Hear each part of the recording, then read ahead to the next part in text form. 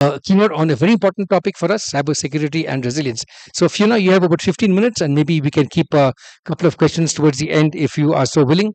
Those of you taking photos and tweeting or putting posts on LinkedIn, the hashtag is hash ADT 2025. I'm seeing quite a few posts and comments on LinkedIn already. So, thanks so much and amplify the message of this conference. But for the next 15 minutes, please pay attention to our keynote speaker, Fiona. Big round of applause, please, for Fiona, who's going to come up on stage shortly. Thanks.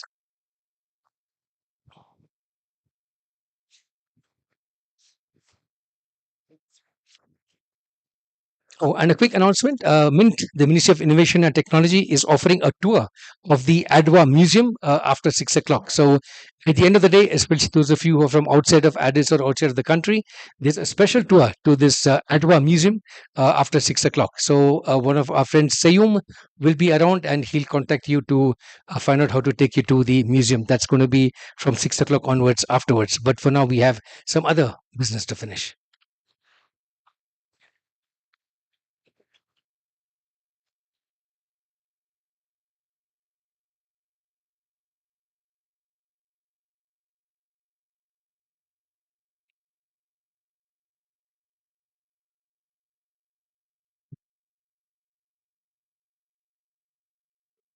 Get on with your. I think for me 8 hours. Which one do you think is more interesting? Good afternoon, everyone.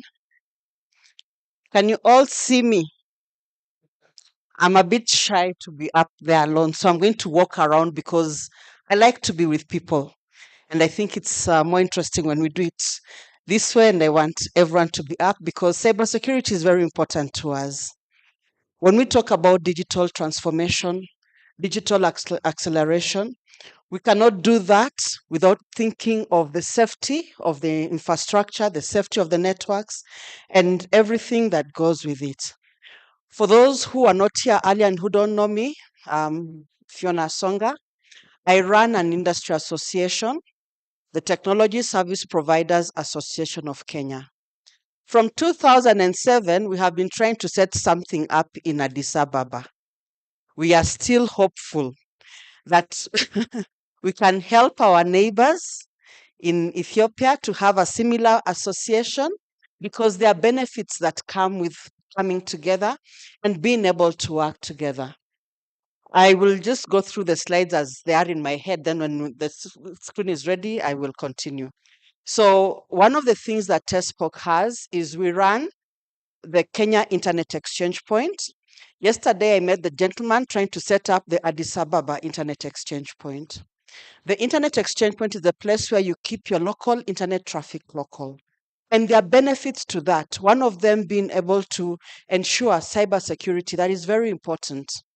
And so when we have a local internet traffic, it means we can also resolve our online issues locally with our regulators, with our security agents. It's much faster and much easier. There are benefits to it. The other thing that TESPOK does is we run the industry computer security incidents response team, which brings together the different network operators who are bringing in internet traffic, and we get them to work together to collaborate so that we can keep the network safe. Cybersecurity is not a one-man show. It is not a one institution show. It is a collaborative effort. It's like the world dance. You can't dance alone. You just hold yourself like this. Doesn't make sense. You have to have a partner. So cybersecurity forces us to have partners and to be able to work together. And that means that there has to be collaboration. The other thing that TESPOK does is we facilitate amongst our members opportunities for them to sit like this, to network, to get to know each other, to know what business opportunities others have, what they're looking for, how you can support each other, to grow the business together. And so that then helps us to be able to help our members within the association to grow each other. Then we also do training and have training sessions that we run amongst our members, bringing them together and having them participate in discussions, trainings, capacity building, and all these. So that is what the industry association does. The one thing that I want to emphasize as we go into cybersecurity, as we go digital, because when we get all these different platforms being developed, all the different innovations, all the different activities from the agriculture to education to fintechs to health, everything coming into play, it means that we must find a way of making sure all this can be coordinated. In the earlier session, we talked about how regulators and policymakers need to work to make tech work for us for the future. That is not going to happen if we don't have a place where we can be able to participate and get this done. When I look in the room today, I'm seeing so many different operators representing different parts of the ecosystem, but you are not together. When you're not together, it means if you have a cyber attack, you're on your own. You take care of yourself. No one helps you, no one does anything. When you come together, you have opportunities to have received early information that there was this possible attack. You're able to know from now your other now collaborators, partners, that there is interest in particular platforms. So you need to tighten your security features on your platform. Is that I think the laptop isn't working with the system here. Can you send us the presentation by email or on a pen drive? Plan B. Plan B will do it from there. I'll just send it from there. What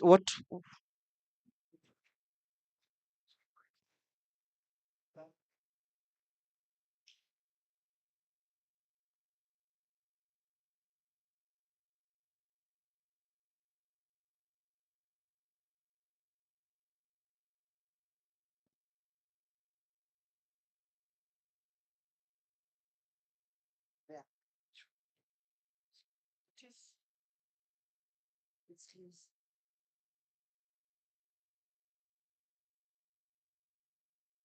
it's okay. I'll go without it. I'll go without it. So that means then I have to find a way to move around and be put. So then at the end of the day, when you're collaborating, then you're able to do a lot more in terms of being able to just make sure that you have your partners in play. At TESPOK, we have 160 members, corporate members today. That means when I call a members meeting, I have to have 160 seats for each company to send one person.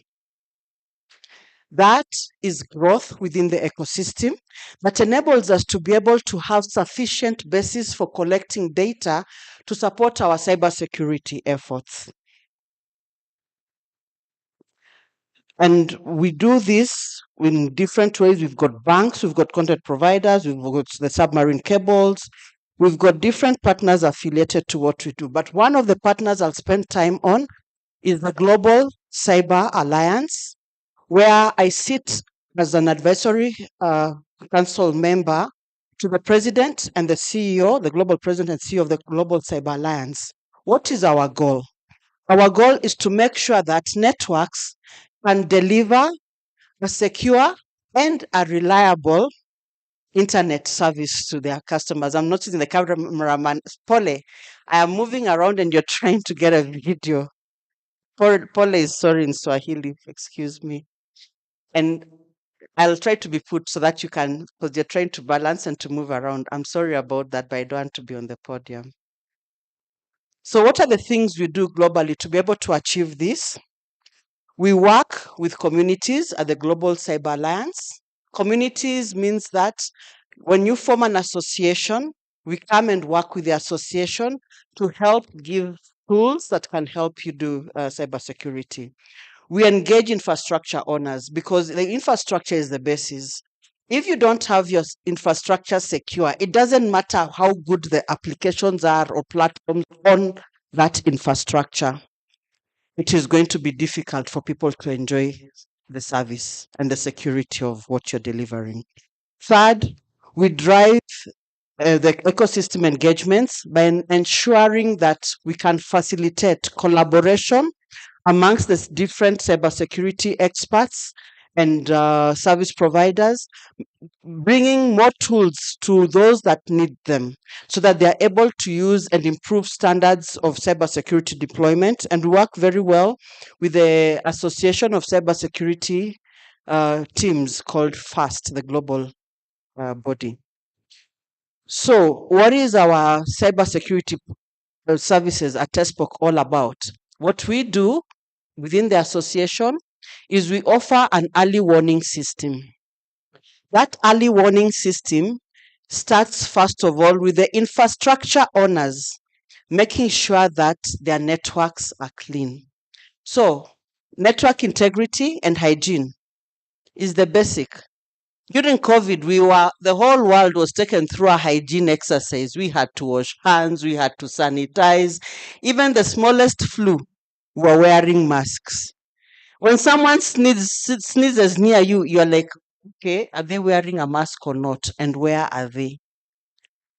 That level of hygiene is what we need to move from the physical into the infrastructure. When you are an infrastructure owners, the Ethiotels and Safaricoms of this world, how clean is your infrastructure? Because you are carrying most of in this particular country, you're carrying most of the traffic. On this continent, a lot of people are connected by the mobile network operators. That is our first point of connectivity in terms of internet connectivity. So there is a lot of demand for that infrastructure to be hygienic in terms of clean and to be maintained clean. Why? Because when it's not clean, then we are prone to a lot of cyber incidences. So our platform at TESPOK helps to ensure network integrity. It helps to identify incidences online. We monitor and track incidences to see the magnitude of the incidents, and we give an early warning system to our members who are using the internet exchange point. If you're not on the exchange point, we can't give you that report.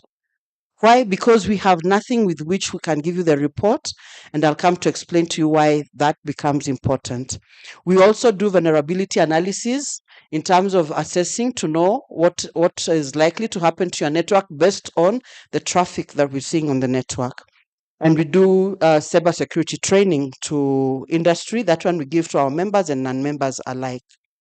We help teams within companies to be able to have criteria of identifying cybersecurity incidences, because there's so many things that happen on a network. Sometimes it's a customer who just does a wrong thing, but that doesn't necessarily become a cybersecurity incident unless you begin to look at certain criteria. So we help develop the criteria with the service providers based on the target customers that they have, so that they're able to know, asking the right questions on the multitude of the incidents, on the who it's targeting in terms of end users, the level of damage on the infrastructure or access on the infrastructure, the level of data breach that has happened in terms of data that has been lost, where the entry points are, what are the points of potential damage if this attack is allowed to continue, whatever is happening continues, whether the incident is in progress or not, and who the intruders are, and what is likely to be their area of interest. All these help to identify what the kind of incident it is. So once you're able to identify an incident, then there is a way in which it needs to be dealt with. And we have within our ecosystem in Kenya, we have identified 4 levels of cyber attacks that we say these are now cyber attacks that we need to pay attention to. We do not consider when you are in the office and one staff member decides to hog the printer, giving a denial of service to the other staff members, a cyber attack to the scale that you need to come and report to us. Those are local things. You deal with them within your office setup, within the LAN and how you run it. But you have to have very clear guidelines and policies that help to give direction in terms of how these attacks are done and how they are mitigated and identified. You also have to have a very clear response process. Why? Because not every attack is going to require the service providers to be able to take the same kind of action. You will find if For instance, you are dealing with a cyber attack that is active. It is a threat, it's an active threat involving a critical network of data, and the end user is then being targeted and has effective ability to affect the infrastructure of the service provider. That is red high level, the highest level you can have. It shouldn't even be something that you take time to negotiate or discuss. You quickly start taking the remedial action on it. And that would be different from when you have something that is more low laying. Normally, we identify cyber attacks based on IP addresses, and we are able to identify destination IP alerts, IPs being targeted. We're able to identify source IPs where they are coming from. We're also able to identify the ports. Some attacks target certain ports because globally, the way we do our configuration of infrastructure, certain ports are the ones that carry certain traffic. And so those ports become easy to identify and to target. And so when we do all these, one of the things we've realized we need to actually work on and improve on is being able to address cross-cutting issues across the board. And these are affecting all of us, both government, private sector, in terms of being able to ensure that you have a resilient internet and we're ensuring cybersecurity. One is the issue of capacity building in terms of skills, in terms of knowledge, both from the service provider level and the end user. Then we need to have budgets. Cybersecurity is expensive. You're not going to do it on a small budget. You need a good budget to be able to get the tools to be able to deploy cybersecurity that is required. We need policy harmonization across different regulators: the Data Protection Office, the Communication Regulator, the Finance or Central Bank for financial fintech transactions, and so on and so on. We need to be able to have the ability to work closely and seamlessly between private sector and government.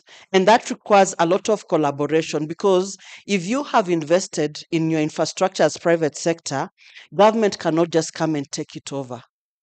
There has to be a way in which you work with the government, still retain ownership, but facilitate for cybersecurity incidences to be addressed.